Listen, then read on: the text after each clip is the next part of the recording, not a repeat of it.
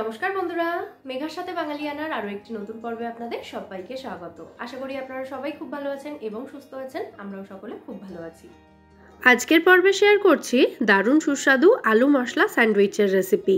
সকাল বিকেলের জলখাবারের জন্য এটা একেবারে আইডিয়াল। মুম্বাই স্ট্রিট স্টাইলে এই স্যান্ডউইচটা আমি বানিয়ে দেখানোর চেষ্টা করব। তাহলে চলুন এবার ঝটপট রেসিপিটা দেখে নেওয়া যাক। প্রথমে কড়াই গরম করে তার মধ্যে কিছুটা সাদা তেল দিয়ে দিলাম। তেলটা ভালো মতো গরম হয়ে গেলে এর মধ্যে হাফ টিস্পুন মতো গোটা সর্ষে আর হাফ টিস্পুন মতো গোটা জিরে ফোড়নের জন্য দিলাম। সর্ষে এবং জিরেটাকে ভালো করে ভেজে নিতে হবে। ভালো করে ভাজার পরে যখন দেখবেন সর্ষেটা লাফালাফি করতে শুরু করে দিয়েছে, তখন এর মধ্যে এক মুঠো মতো চিনেবাদাম দিতে হবে। চিনেবাদামটাকে 30 থেকে 40 সেকেন্ড সময় নিয়ে হাই ফ্লেমে একটু ভেজে নিচ্ছি। চিনেবাদাম দেওয়াটা কিন্তু এই রেসিপিতে একেবারে অপশনাল। তো চিনেবাদামটা একটু ভেজে নেওয়ার পর এর মধ্যে দিয়ে দিচ্ছি একটা বড় সাইজের পেঁয়াজ মিহি করে কুচোনো, আর তার সাথে স্বাদ অনুযায়ী কাঁচা লঙ্কা কুচি। পেঁয়াজ কাঁচা লঙ্কাটাকে হালকা করে একটু ভেজে নিতে হবে। এরপর অনেক ভাজাভাজি হবে, তো ভাজতে ভাজতেই এগুলো আরও ভাজা হয়ে যাবে, সেই জন্য শুরুতে এগুলো অল্প একটু ভেজে নিলেই হবে। তো পেঁয়াজ কাঁচা লঙ্কাটা হালকা করে ভেজে নেওয়ার পর এর মধ্যে কয়েকটা কারি পাতা ধুয়ে এভাবে হাত দিয়ে ছিঁড়ে ছিঁড়ে দিয়ে দিলাম।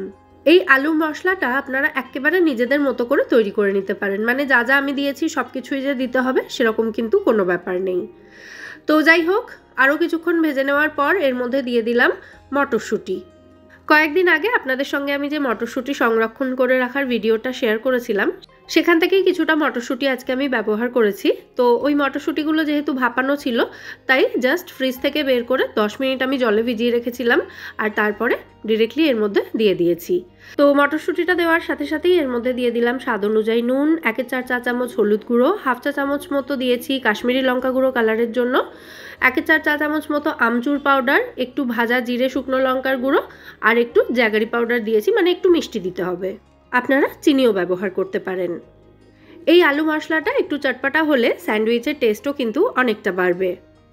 তাই টক ঝাল মিষ্টি তিনটে স্বাদই রাখার চেষ্টা করবেন।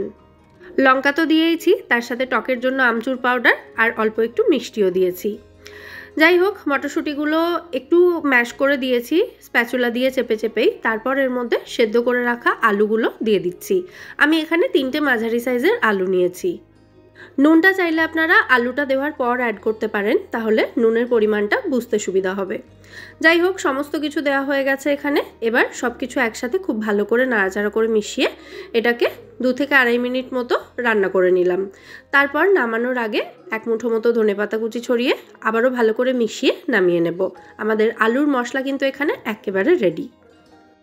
এবার স্যান্ডউইচগুলো রেডি করব। তো স্যান্ডউইচ বানানোর জন্য আজকে আমি ব্রাউন ব্রেড ব্যবহার করেছি, মানে আটার পাউরুটি নিয়েছি। আপনারা চাইলে সাদা যে পাউরুটিগুলো হয় সেগুলো ব্যবহার করতে পারেন।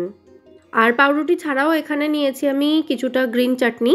এটা ধনেপাতা পুদিনা পাতার যে চাটনিটা হয় সেটাই বানিয়ে নিয়েছি, একটু আদা, কাঁচা লঙ্কা, বিট নুন, লেবুর রস, এই সমস্ত কিছু মিশিয়ে। এর সাথে আছে টমেটো সস আর রেড চিলি সসের একটা মিক্স, মানে 1 চামচ মতো রেড চিলি সস আর 1 চামচ মতো টমেটো সস, দুটোকে একসাথে ভালো করে আমি মিশিয়ে নিচ্ছি। টমেটো সসের হালকা একটা মিষ্টত্ব রয়েছে আর রেড চিলি সসটা একটু ঝাল ঝাল, সেই জন্য আমি দুটো মিশিয়ে নিয়েছি।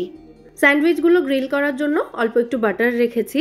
আর এখানে আমাদের আলু মশলাটাও এখন সম্পূর্ণ ঠান্ডা হয়ে গেছে। তো এবার স্যান্ডউইচগুলো রেডি করে নেব। তো প্রত্যেকটা স্যান্ডউইচ বানাতে আমাদের 2টো করে ব্রেড লাগবে। 2টো ব্রেডের স্লাইস নিয়ে নিয়েছি এখানে। একটাতে গ্রিন চাটনি আর একটাতে রেড সসের যে মিক্সচারটা রয়েছে সেই মিক্সচারটা দিয়ে দেব। এই চাটনিগুলোর পরিবর্তে আপনারা চাইলে 2টো ব্রেড স্লাইসের মধ্যে মেয়োনিজ অথবা চিজ স্প্রেড দিয়ে দিতে পারেন। তো এরপর একটা ব্রেড স্লাইসের ওপরে আলুর মশলাটা এভাবে স্প্রেড করে দিতে হবে। তারপর ওপর থেকে আরও একটা ব্রেড এভাবে চাপিয়ে দিতে হবে।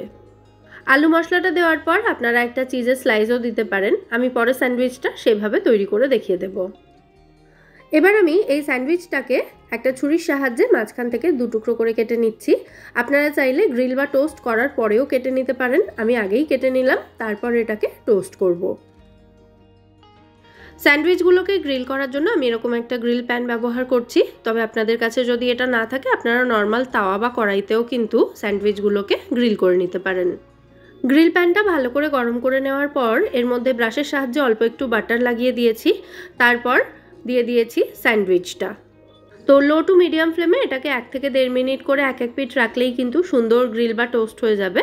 তো যতক্ষণে ওটা টোস্ট হচ্ছে ততক্ষণে আমি এখানে আরও একটা স্যান্ডউইচ রেডি করে নিচ্ছি। এই স্যান্ডউইচটার মধ্যে আমি আলু মশলার পরে একটা চিজের স্লাইস অ্যাড করেছি। আমাদের প্রথম স্যান্ডউইচটার একটা সাইড ভালো মতো টোস্ট হয়ে গেছে। তো এবার এটাকে উল্টে দিচ্ছি, দিয়ে আরও একটা সাইড ভালো মতো টোস্ট করে নেব। যতক্ষণ না একটু ক্রিস্পি ভাব আসছে ততক্ষণ পর্যন্ত এটাকে লো টু মিডিয়াম ফ্লেমে রেখে টোস্ট বা গ্রিল করে নিতে হবে। তো আমাদের প্রথম স্যান্ডউইচের দুপিঠ থেকে ভালো মতো ক্রিস্পি হয়ে গেছে, এটাকে আমি তুলে নিলাম। আর এবার আমি এই গ্রিল প্যানটাতে আরও একটু বেশি পরিমাণে বাটার দিচ্ছি। সেকেন্ডের স্যান্ডউইচটা আমি একটু বেশি মুখরোচক করে তৈরি করে দেখাচ্ছি। প্রথমটা যারা একটু ডায়েট কনশাস তারা ওইভাবে তৈরি করে খেতে পারেন, আর যাদের সেসবের মাথা ব্যথা মোটেই নেই তারা এইরকম সেকেন্ডের স্যান্ডউইচটার মতো একটু বেশি করে চিজ দিয়ে, একটু বেশি করে বাটার দিয়ে এটা তৈরি করে খেতে পারেন। চাইলে একটু মেয়োনিজও অ্যাড করতে পারেন, তাহলে আরও বেশি টেস্টি, আরও বেশি মুখরোচক হয়ে যাবে। বেসিক রেসিপিটা আমি আপনাদের সঙ্গে শেয়ার করলাম, তবে আপনারা এই রেসিপিতে মডিফিকেশন নিজেদের মতো করে করতেই পারেন।